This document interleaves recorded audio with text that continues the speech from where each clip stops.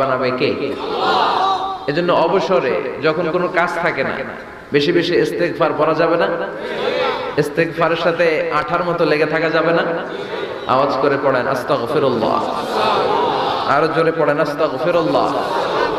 আরো জোরে পড়েন আস্তাগফিরুল্লাহ।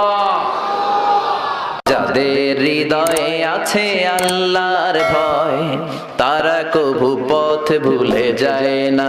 আল্লাহর প্রেম ছাড়া এই দুনিয়ায় কারো কাছে কোনো কিছু চায় না। রাতের আধারে যারা সেজদা